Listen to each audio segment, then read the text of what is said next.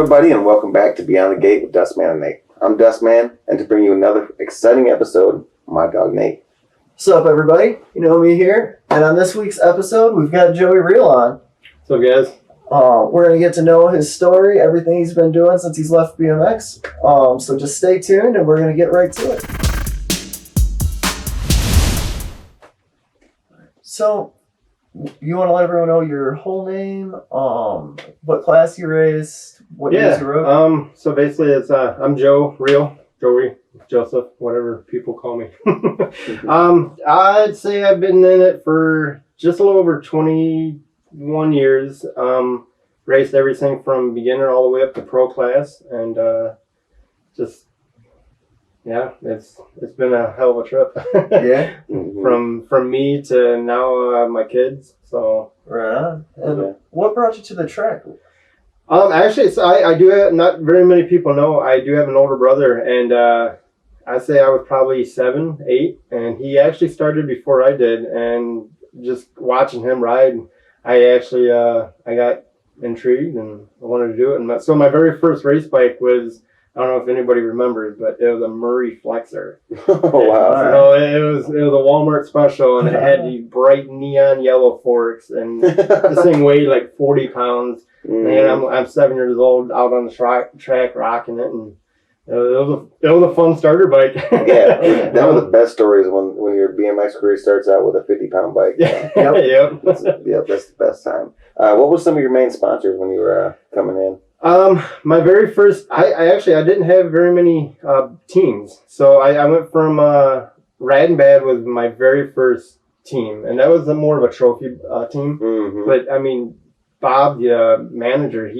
even though we were a trophy team, the dude did so much for the riders, and at the time, we killed it. We had like 25, 30 riders on that team, and I say we won probably track champion 4 or 5 years in a row. Mm-hmm. And then I went from there to Bob's Bike Shop, and as everybody knows, I rode for Bob's for years. Mm-hmm. And I think I went from Bob's and I rode for S&M Bikes for about 2 years. And then, unfortunately, the team started dissipating, and then I went back to Bob's and continued riding for Bob's. And been with them. So, like, those were pretty, like, Rockford area teams, right? Rad and Bad and Bob's was, yeah. Yes. And then it was S&M Mudslingers, and obviously everybody knows Mudslingers. Yeah. You know, they've been around for quite a while too. So Oh yeah. Who were some of the hitters on those teams back in the day that people might remember? So with Bob's, there was Brian Gunyon, which he was a hell of a guy back in the day. We had him on. Clark Denninger. Clark. He was a good rider back in the day too. Bob's, we had probably a good, I'd say a good team on Bob's. Right on. And then once we got to S&M, we had Michael Lundy, Eric Elliott. There's some real S&M Mudslingers. At that time we had, I say, probably one of the best teams for the Rockford area for factory teams and whatnot. Yeah. I mean, we were stacked pretty good. So Eric Elliott, we need to get him on here too. that dude's got some stories too. Yes, dude. For sure, and he was super fast. I remember that. Now that you mentioned him, I remember that team. Even for his age at that time too, super smooth. Mm-hmm. I mean, dude had a hell of a front straight too. Oh yeah, for sure, he was strong. His front straights are very strong. Oh yeah. And where'd you come out of? Where are you from? For all them people. So Roscoe, Illinois. Born and raised right there. Pretty much grew up in Roscoe. Now I live in South Beloit, so not too far from here. So. So, how long did it take you back in the day to move from novice to enter and then enter to X? So when I first started racing, it was 1993, I believe it was when I first started.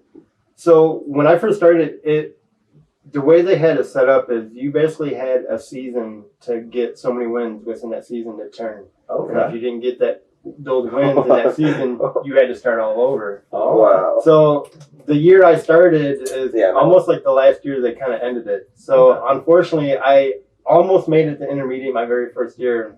I had to start all over again. That is so crazy. So I was novice for almost a year and a half, 2 years, and then I went intermediate. And then intermediate at the time, I'm not sure what it is now, but it was I think we had to have 22 wins to turn expert. Okay. And I think I was intermediate for almost 2.5 years. Mainly, right before I turned X, I was trying to, I guess, sandbag a little bit. Yeah, So, yeah. so I was holding back for a good half a year. And, Right. Because I think it was Midwest Nationals was coming up. Oh yeah, for sure. So I didn't want to turn. I mean, Going right into a national and then basically get my butt handed to me. So Makes sense to me. yeah, and then finally turned expert. I think I was 12 when I turned expert, and I think I had at the time I was racing 20-inch and cruiser, and cruiser. I always did better on my cruiser than I did my 20-inch. Yeah. I don't know. It was just the way the bike was. Mhm. I never had an issue going from one bike to the other, but just the way cruiser was, I always kicked butt on my cruiser. Yeah. You just felt more comfortable to you? Yeah. Just everything from gate to jumps to manualing, everything. I could really rock the bike. Would you say you felt like you were like faster on your cruiser? Oh yeah, by far. Oh way, yeah. So and then I think I quit riding cruiser when I turned pro. I turned pro when I was 18. Yeah.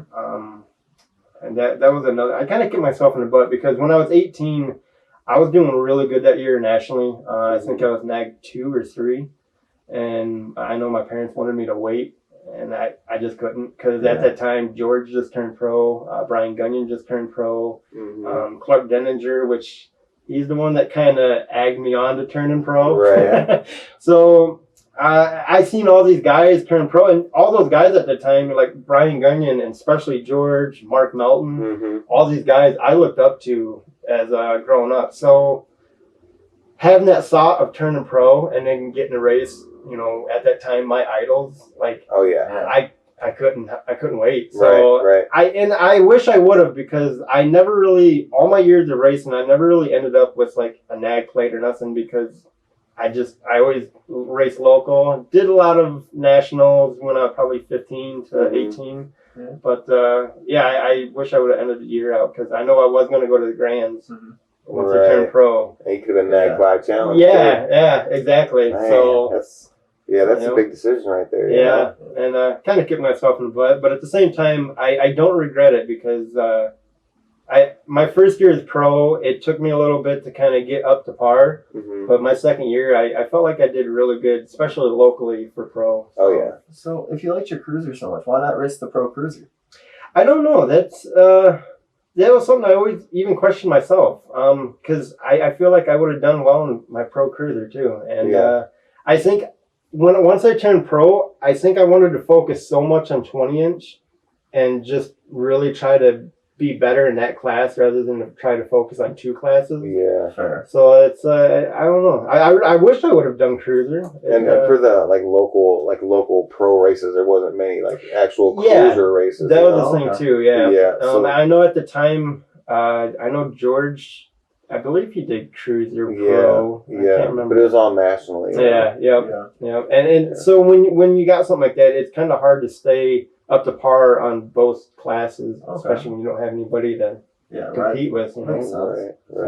But see, Pro Open now that they're doing Pro Open, I wonder if you can race cruiser in it. It's open. Yeah. Who knows? I don't know. Maybe we need to get that figured out. True. Garrett Rapp on that one. Yeah. But going back to when you first got going, what was the very first team you got on? That was Rad and Bad? Yeah, that was Rad and Bad, yep. Okay. And what year was that after you first started getting on? I got picked up by Rad and Bad literally the first summer I started. Bob, I don't know what it was. Bob, he even told me, he said, I see something in you and it's growing quick. And I was probably 4 or 5 months into racing when I got on Rad and Bad. Wow. I was pretty lucky. And again, the dude, Bob at the time, he helped out so much. Like I remember he paid a little bit for my nationals. He would pay for some of my races once in a while. Oh yeah. And bike parts, stuff like that. He'd help out with that. Oh yeah, I remember hearing a bunch of stories where like a bunch of the racers would be at the Bob's bike shop just hanging out during the week. Yeah. It was awesome. Yeah, I remember Bob. He was a good dude for sure. He was a good guy in the BMX scene for sure. Yes. He took care of the kids. Yeah, kind of like remember Mel? Yeah. Dude had no kids yeah. out there, but he had his own team, and dude took care of everyone. Bob Woods. Yeah. Bob Woods. I was on his Rough Riders team back in the day. Okay. Yeah. Oh, that's some awesome guys. Oh yeah, for sure. So when you were racing expert, racing nationals, and then decided to turn pro. What kind of training were you doing, and then did you have to amp it up when you turned pro, or did you just keep on? So it's actually funny. When I was younger, I'd say between the ages of 13 and 15, I rode rollers literally every night for an hour to 2 hours, and I feel like that was literally the only training I ever did. I never went to the gym. I never actually did like workouts, push-ups. I didn't do any of that. And then when I was 15, I started working at Bob's Bike Shop. So I'd get done with school, go home. I would ride my bike almost 6.5 miles every single night to Bob's and then back. So I'm putting in 12 miles a day. And then There's your workout right there. Yeah, literally. And then I'd get home and I'd ride my rollers, and that's the only type of training I did. When I got close to turning pro, my first year, like I said, I was still on that same schedule. Mm-hmm. You know what I mean? And I felt like I wasn't taking it serious. And instead of doing more of a workout, I just got on my bike and I just rode more and more and more. And I just why my friends are getting their license and getting their cars, I'm still out riding my bike, just doing anything and everything I can. You didn't fall victim to the perfume and gas. No. I know that was one thing when growing up, my dad always kept saying, I really don't want to see you get your license, because everybody, as soon as you see them get their license, either they're done racing or you literally can see them slow down because they're not riding their bikes everywhere. And I had my license at 16, but I didn't start driving until I was about 18, and I felt like I didn't let that slow me down at all. Even though I had my license, I still rode my bike every single night. And I'm 37 now, and I went for a bike ride last night. So I still ride my bike. Yeah. It's part of me. It's I don't know, it's one thing I love. It's a way to just free your mind. But definitely. But yeah, I never really worked out. I just rode my bike. Yeah. Yeah. I mean, that's kind of how I was for a while too. It's fun just to ride your bike.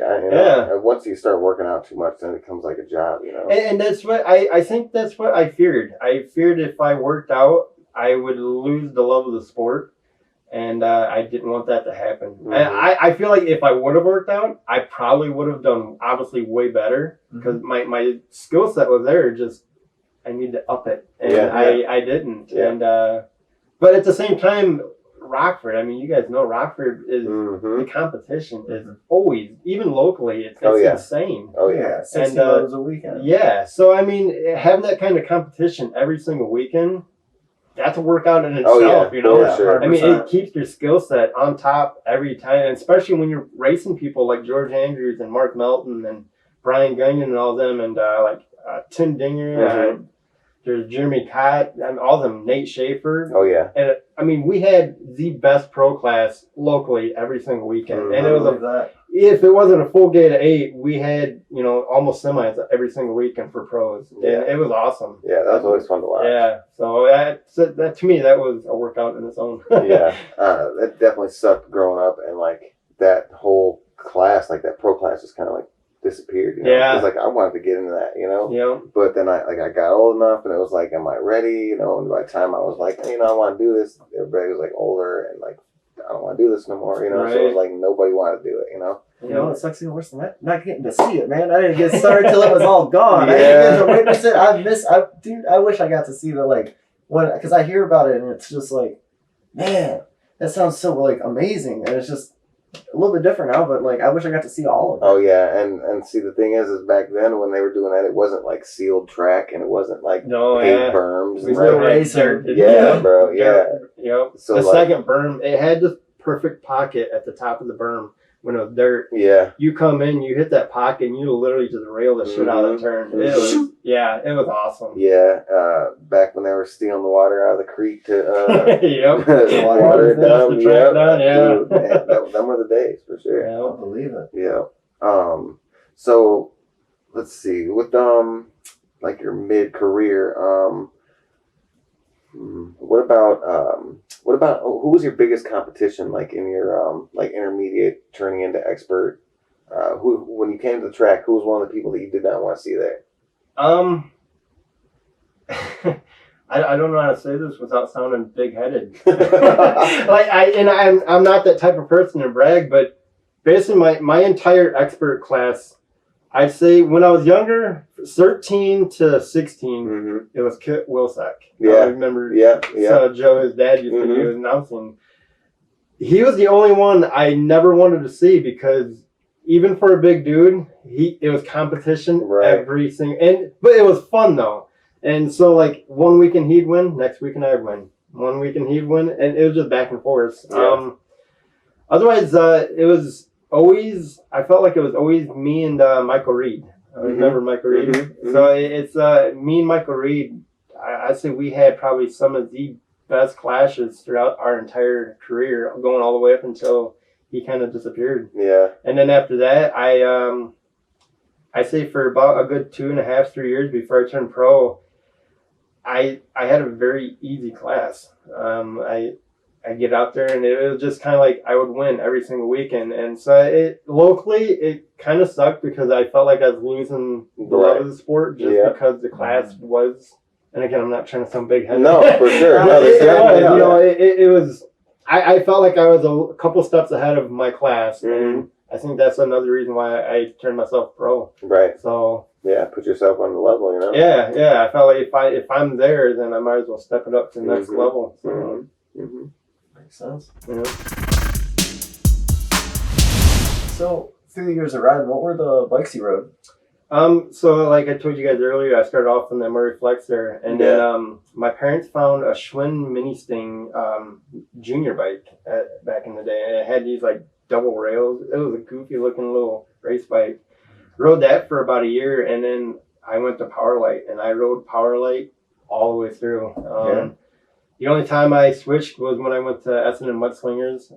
Had a custom frame made for me from S&M, and then my cruiser, I always rode a Redline cruiser, and then once I got a little bit bigger, I went from Redline to a standard cruiser, and rode the standard for quite a while, and then last time I was out on the track, actually last summer, I started off with my Powerlight cockpit. That's all I ever rode. Wow. And I actually, over the wintertime, I built a standard 20-inch. So I got a standard 20-inch race bike. But yeah, it's a Powerlight, basically. That's all I've ever ridden.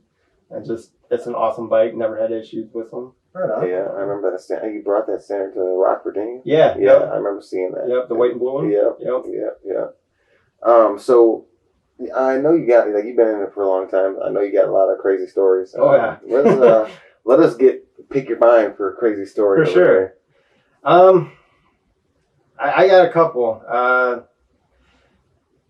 I'd probably say it was Elkhorn. It was in the pro group. It was a full gate of 8. There was, we had George, Mark Melton, Brian, Nate Schaefer, Jeremy Cott. I think it was Gold Cup qualifier. It was a 3-day weekend, I believe. Friday, Saturday, and Sunday. And all weekend, I felt like me and George just back and forth with each other all weekend long. And Friday night, I won. Saturday night, obviously, he was back for vengeance. We were going into the first turn, and I had the group going in. He came out of nowhere, came up underneath basically the entire group to get to me, and we all went down into the first turn. And when I remember when we went down, obviously me and him were the first two to go down, and everybody piled up on top of us. And so we're all scrambling to grab our bikes to get going again. And I think once we got going, me and George were at the back of the group now because obviously our bikes are at the bottom. Yeah. And here we are, we're still battling for 7th place. So going into the third turn, I remember he came underneath me again and we went down again. At that point, we just looked at each other and we walked across the finish line. Like, that is, so. That's awesome. Yeah, that's locally, that's one of the wildest ones. Nationally, there There was probably for a couple of years, I didn't go to any nationals, and I was just kicking ass on local races, just doing good for a good couple of years, and everybody just like kept telling parents, hey, you guys need to get them to a national. Mm-hmm. And so I remember, I want to say it was Land O'Lakes Nationals. That was my first national in probably almost 2 years, and I had at the time Bubba Harris. He just moved up in my group. Mm-hmm. Shane Vinson for Powerlight at the time. Ryan Stats. I mean, I always had like a Stats factor rider group. Yeah. Mike Day. Yeah. I had Mike Day all the time. And again, that was Friday. Obviously, I raced Friday. I won Friday night. And then Saturdays, that's when all the big guys come in, Mm-hmm. And Saturday, I struggled getting to my mains. And I finally got to my mains. And Saturday night, we come out of the gate. I had gate 8 going into the turn. So I already had a bad gate come in. And I was sitting dead last going into the second turn. And I don't know where. The second turn, it was like the second turn at Walworth at the time. It was such a short, really tight small. Yeah. I mean, but at the same time, it was almost like 10 foot tall. Oh, wow. So you had this huge, tall turn, but Like a wall ride. yeah, Super. literally. I mean, you kick in, you're kicking out. And I don't know why, but for some reason, I just watched everybody go up into this turn. And I did like a Rockford move. And I came in, dead last, came right into first, shoved everybody off the turn. And my adrenaline was going so much just because I just came from dead last to first. Yeah. In one short, tiny little turn. And in my mind, instantly, I'm like, I'm in front of Mike Day. I'm in front of Chase. Yeah, Oh, right. shit. I'm like, oh my God. And Yeah. like, I just kicked into turbo mode and I was hitting everything. I was pulling from, like, my mom's got it on video. She's Yeah. going nuts. She's like, oh, baby, go. Awesome. So yeah, that's those are probably some of the wildest races I've ever had. That's awesome, dude. Yeah. That's awesome. Beating Mike Day, dude. Dude, that's that's crazy. Olympic silver medalist. Yeah, and that's the thing. Like Mike Day, back in the day, I never had issues. I could always beat him at nationals, and Yeah. so when I seen him in the Olympics, and then I was rooting for him too. I was Yeah, like, for sure. Oh, buddy, go! Mm-hmm. And so to see that, it was kind of an honor. Like, man, I used to race this dude. Yeah. I used to beat him every time. Yeah, bro. So, but obviously, he's done so much training to get to that level. Oh, yeah. His rhythm was. Yeah. And Only super like- smooth. Yeah. There was Super only like smooth probably dude. 3 people that I can name that can, even come close to him in the rhythm. Yeah. For It was- sure. Cause I Bubba remember Harris was one of them. Yep. Yeah. when I was younger, I took one of the Mike Day clinics at Rockford, and before Tyler Whitfield manualed the whole track, he did it on like his race bike. He did, I think, second, third, and fourth straight, Yeah. and like it was just mind blowing because that was the first time I'd ever seen someone manual around a corner. It Yeah. was like, Yeah. what, you can do that? Yeah. Yeah, with Mike Day, I remember it was I can't remember what national it was, but you can hear people's tires in the rhythm section, like manual, whatnot, and you can't hear Mike coming next to you, and I feel like he literally would float through the rhythm section without the tire touching. Yeah. It's like, how the hell? Yeah, because his tire touches like so just minimal. enough to get that pump quick, and then he's gone. So. Yeah, the only time his tires were touching the ground is when he was going downhill. So like when his tire was hitting the downhill part, that's when it was hitting. Other than that, it was up. You It know, was fast, bro. I yeah. believe it. It some was of super the fun to fun- watch him at Derby City. Yeah. Yeah. Yeah, Yeah, he's again that was some of the funnest competition back in the day, I bet. believe I it. bet for especially sure. with those guys. Yeah. So what's such good on the track stories? Do you have any off the track stories? I used to ride the pit skate park a lot. Yeah, And, I was gonna ask if you did any skate park riding. I rode that a lot, and that was probably my other exercise. Riding at the time of the 30, I was so proud of it. I don't know why. It was a 38-pound DK General Lee. I had the fat gear, the fat chain. I mean, I don't know why at that time. Well, back in the day, we tried to make our bikes heavy as possible. Thinking the heavier they are, Yeah. the beefier they are, they won't Right. break. Right. So yeah, jumping that on box jumps and hit wall rides at the pit, getting basically a 40-pound bike up in the air, Right. challenge in itself. Oh, yeah. So, I would have to say the dumbest and wildest one was we were at the pit and we had they used to do lockdowns. Yeah. And I remember Garrett Rapp was he was doing, I think he was manager that night, or he was, like managing the whole place. Yeah. And Mike Kaiser, the owner, just took off, and we got the doors all locked down, and Garrett's in the main pro shop, and there's a couple of us out there jumping over a table. Well, we had this brilliant idea to take the table and turn it long ways on the box jump. And we were trying to do some stuff over it. And I don't know what happened. This kid took and shoved the table forward a little bit. I come down and I blast this table. The table goes into pieces. Oh my God. And my bike goes one way, and I come down and I literally land on the table, and I thought I impaled myself with the table leg. Wow. And luckily what happened is it just scratched my belly.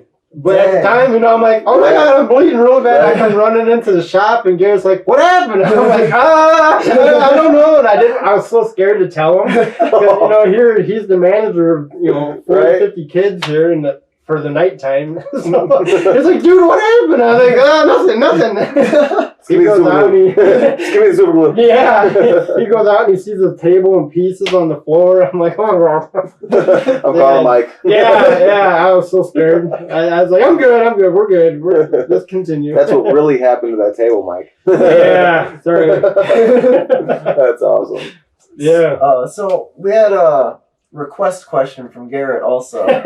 The big bike race last year, the big bike race open. Yeah.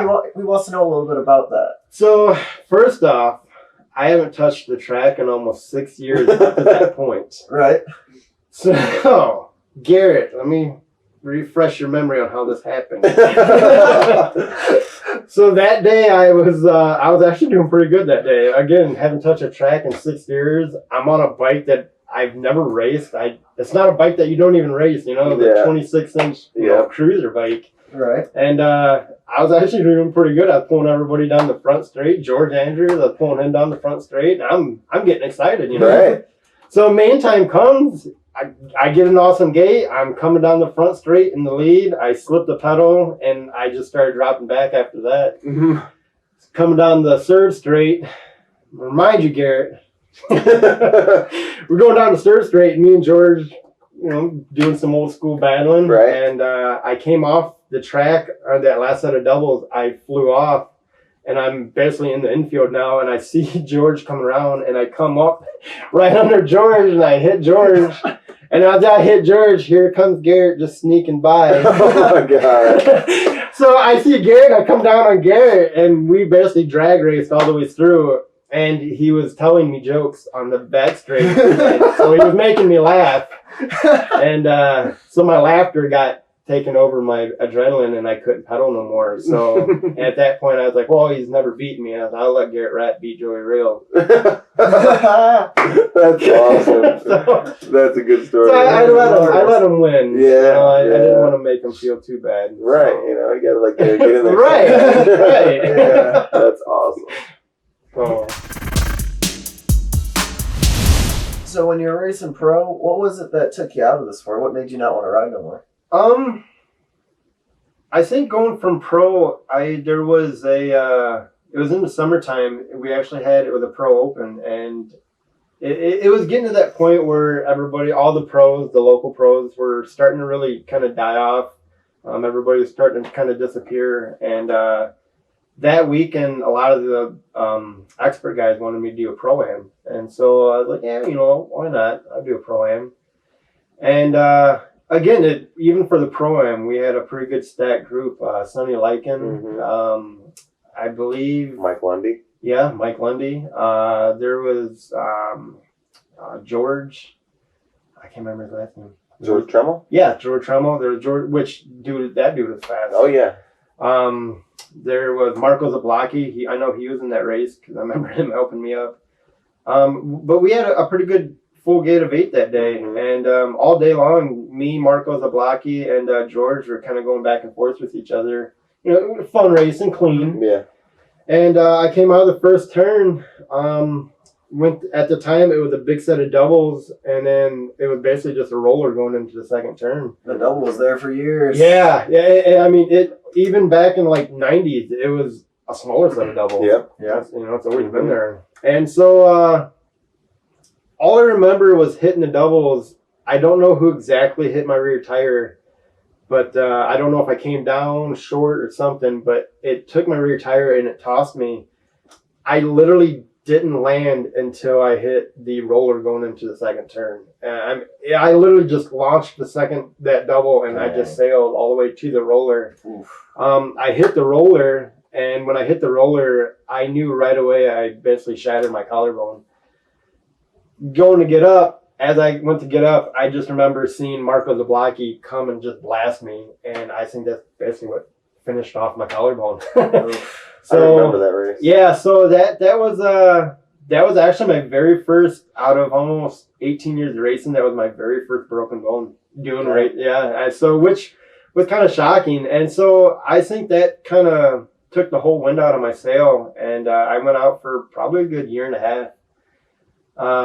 Got back into it, and at the time, I think RPM Bikes just started, and so what was it, Greg? What was the owner's name? Greg. No, it was Greg Dixon. No. I can't remember his name. Dickerson, Brian Dickerson, something like that. Yeah. Brian Dickerson. Was he the original owner? I don't know if he was there. I know he ended up with a lot of the stuff. Yeah. So at the time, Brandon Lang kind of talked him into getting me on the team, and they got me a frame and everything, and got going.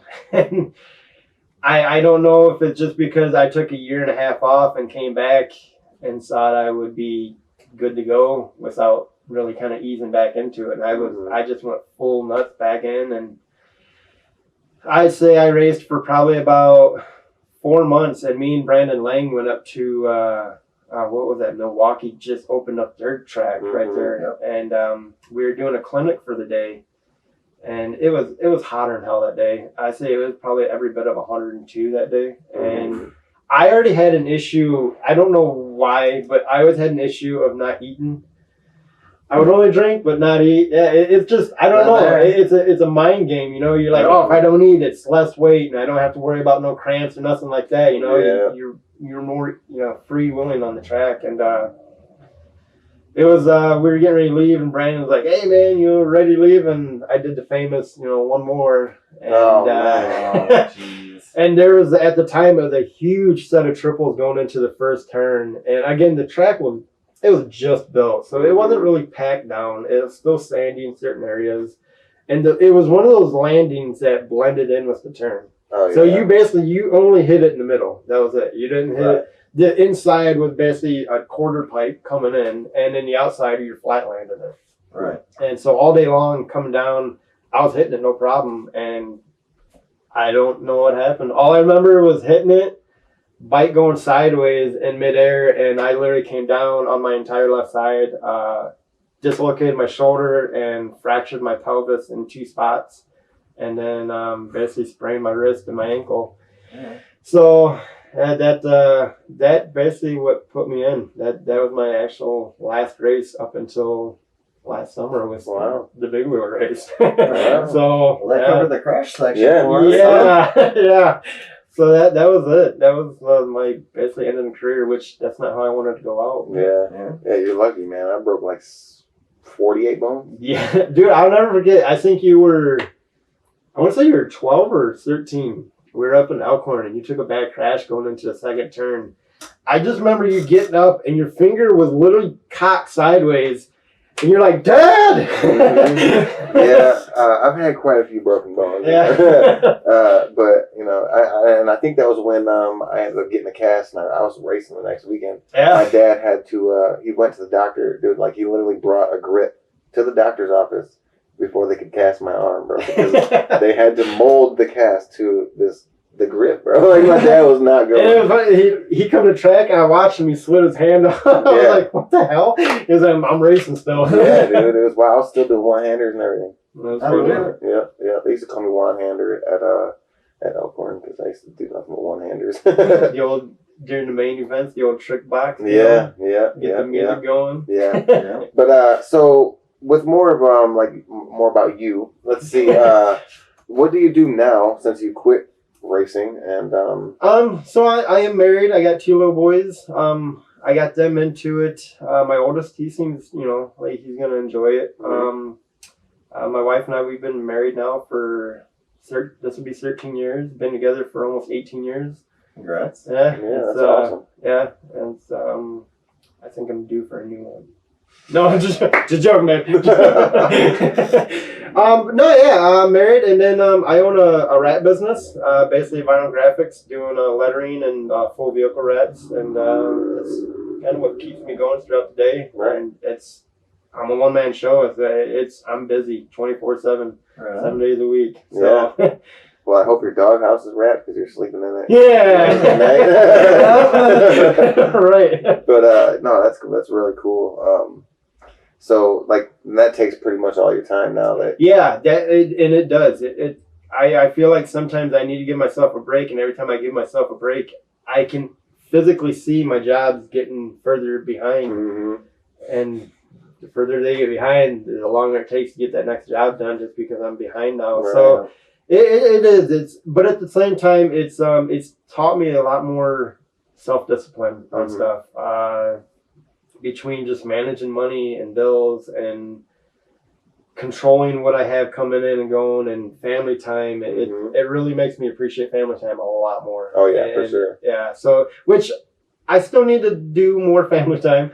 I need to learn how to step away from work, and sometimes I do get a little money hungry. Not gonna lie. Yeah. But I mean, you gotta build that standard. Yeah, exactly. So, but yeah, that's basically my full-time career now. So right on. Yeah, that's awesome. So I mean that's about. Yeah. So as it all comes to a close, do you want to give anyone some special thanks or like thank anyone? Oh God, obviously my parents would be the first two. I mean, without them, I wouldn't be where I am. I wouldn't be the man who I am. Especially my dad. I mean, we all know. Yeah. Back in the day, everybody sees my dad as this, kind of a hard coach with me, but I don't ever look back and go, man, my dad was a dick growing up. No. He wasn't. When I was younger, I thought that, but now that I'm an older guy and I see it, I totally appreciate why he did what he did, and really forced me to do further in my racing. Because I don't think if it wasn't for my dad pushing me, I would have never been the level I got to. And he'd probably be my biggest deal. So. Speaking about your dad and the one-handers in Elkhorn, I got a picture of me doing a one-hander, and like in the lower left-hand corner, it's Greg Ballard and your dad sitting there pointing at me. And it's like, dude, that's awesome. At the time, he had curly Yeah, hair. he did. Yeah. It's still curly. Just so little bald. I didn't see it. But yeah, that's awesome. Yeah, I definitely thank my parents, and then obviously Dale and Jackie Bowling from Bob's Bike Shop. I mean, that was like a second pair of parents to me, growing up, especially Danielle Bowling. She's like a sister to me, so they did a lot for me. Bob from Rad and Bad, he did a lot for me. And it's people like that you don't really get to see very often do stuff for other people too. So that's a big thanks to those people too. That's one of the best things about BMX, because it's a big old family. It's so great that you don't see that in the world a lot, but in the BMX scene, you do see people helping each other out a lot, and that's one of my favorite things about the sport. I even have really good family in Cedar Rapids, Iowa, the Ruffridges. I always looked at them as literally family, and like Ann Ruffridge, the mother, she's always been awesome. Anytime I've gone to Cedar Rapids, she gave me the nickname Biscuit. Yeah. And it's always stuck with me too. So growing up, it's every time I got to go over there, I enjoyed it because I didn't feel like a stranger with them. I always felt like family, and here I'm, 4 hours from home. Yeah, right. To feel like family at another BMX track, it was such an awesome feeling too. So. And Logan was fast, man. Logan was really good. Yeah, that dude kicked butt. And then he went to football. I think he's like a college football. I don't know. That's the last time I kept up with him. He was in college football. Yeah, that's awesome. So, with that being said, thank you guys for watching and checking out this week's episode. Don't forget to like, comment, and subscribe. Let us know what you guys like to see, how everything's going, and thank you for your guys' time. Have a great night. Riders, ready to watch the game.